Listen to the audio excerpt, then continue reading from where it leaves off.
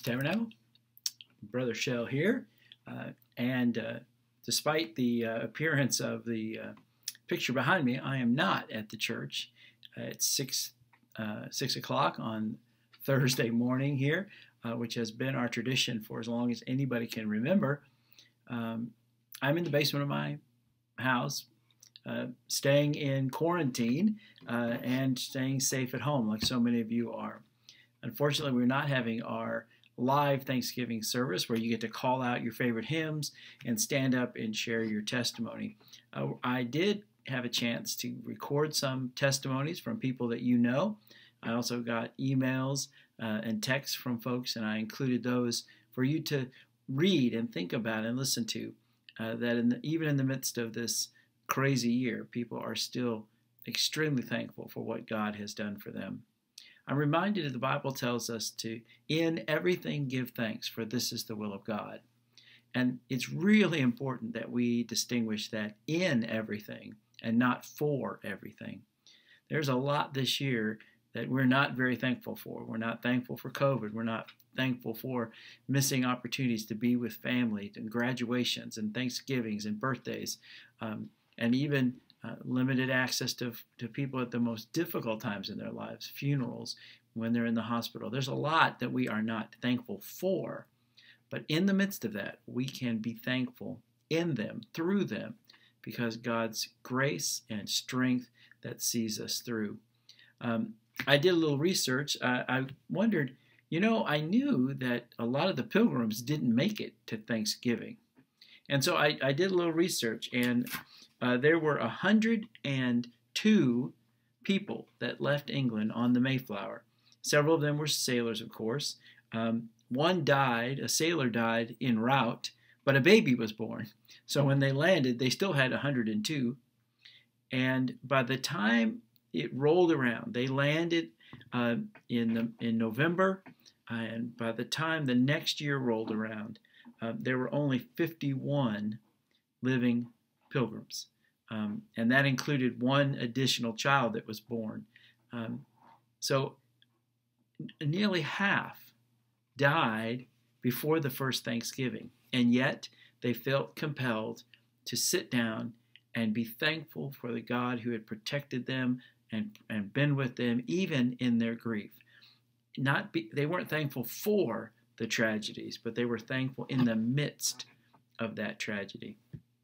And so I also wanted to share with you a verse that gets kicked around a lot.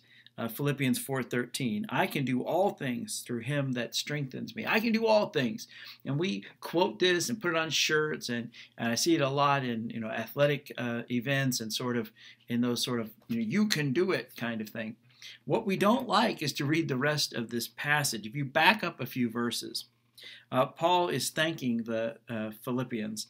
And he says, finally, brethren, whatever is true, whatever is honorable, whatever is right, whatever is pure, whatever is lovely, if there is anything of good repute, if there's anything of excellence, if there's anything worthy of praise, dwell on these things. And then Paul says, for I have learned to be content in whatever my circumstance is. I know how to get along with humble means, and I know how to live in prosperity. In any and every circumstance, I have learned the secret of being filled and going hungry, both of having abundance and suffering need. I can do all things through Christ who strengthens me.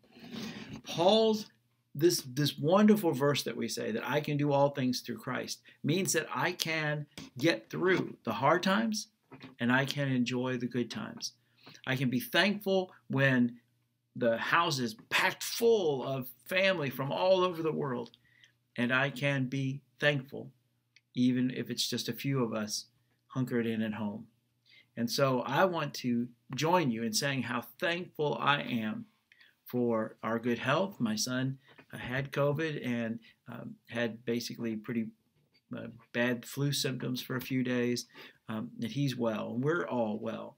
We're able to do teaching remotely, so we've been able to continue doing our jobs. We've been doing church remotely and visiting people on Zoom and calling people. And so I am just thankful that God has enabled us through technology and patience and hard work for us to be able to continue to do the ministry and the work of teaching, the gifts that God has given us, and He's just provided over and over again.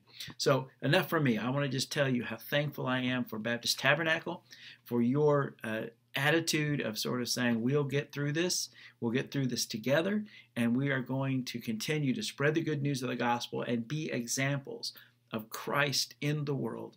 And I'm so thankful for your spirit, your support, your prayers. And so enough of me. You got other people's testimonies you want to hear, and also some good music. So God bless you, and we'll pray that next year, this time, we'll be holding hands around the church and singing, "Blessed be the tie that binds."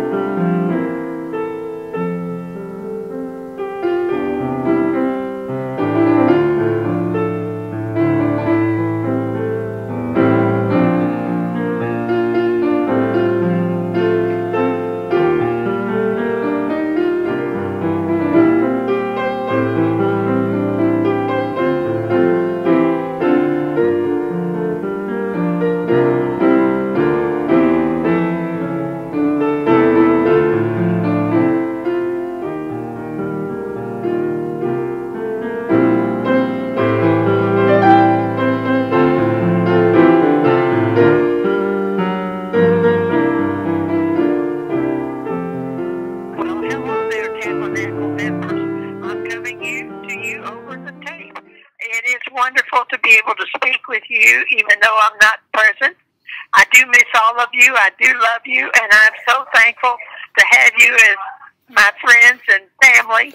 And I am thankful to be in a place where I am safe and where I don't have to worry about buying and fixing food. It's all taken care of for me. I'm very thankful.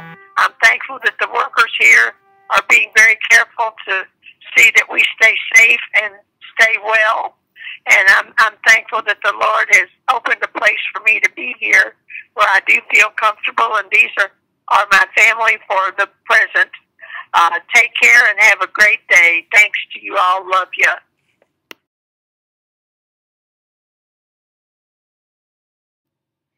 Hi, this is Valerie Shell, and this year I'm actually thankful for time.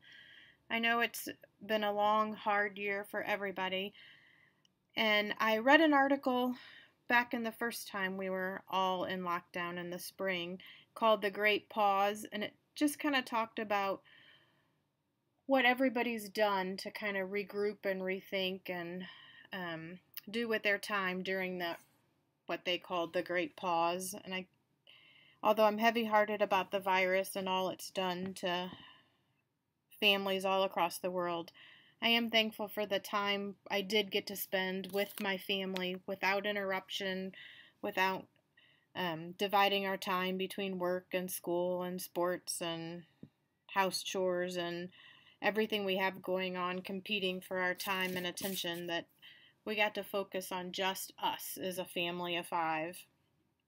That every day I got to cook, although at the time it didn't seem so great, but I got to cook 3 meals a day for my family and just think about them and pray that we all stayed healthy during that time.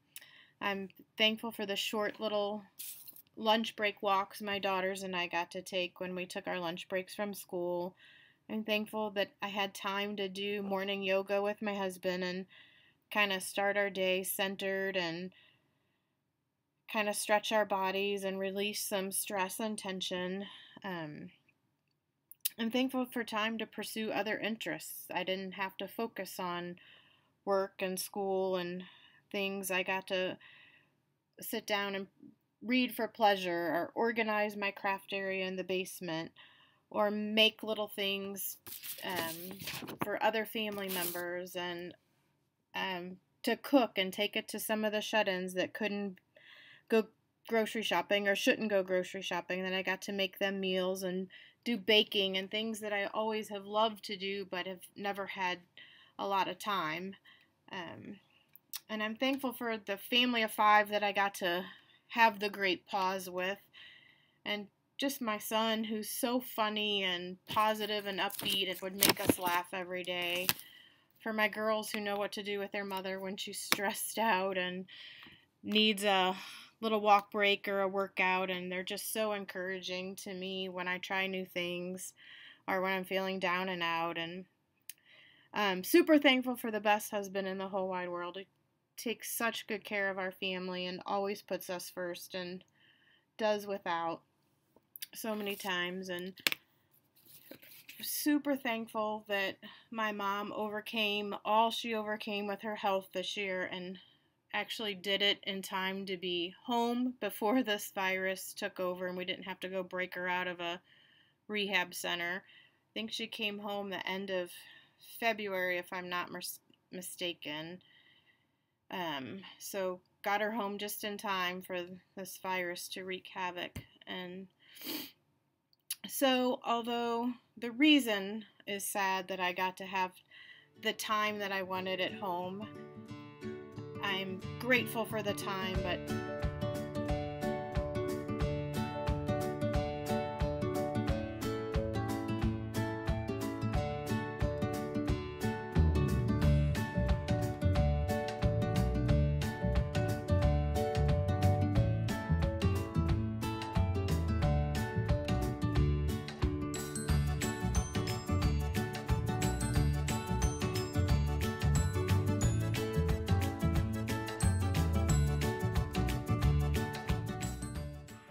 My God shall supply all your need according to his riches in Christ Jesus. Philippians 4:19. I am thankful to God for supplying my need for meeting him in the scriptures. I am thankful especially for food. Before COVID, I purchased extra meals at restaurants, brought home extra portions from a Monday Bible study, ate at the seminary one day a week, and then in March, all my food sources closed. The restaurants closed, the seminary closed, the Monday Bible study closed.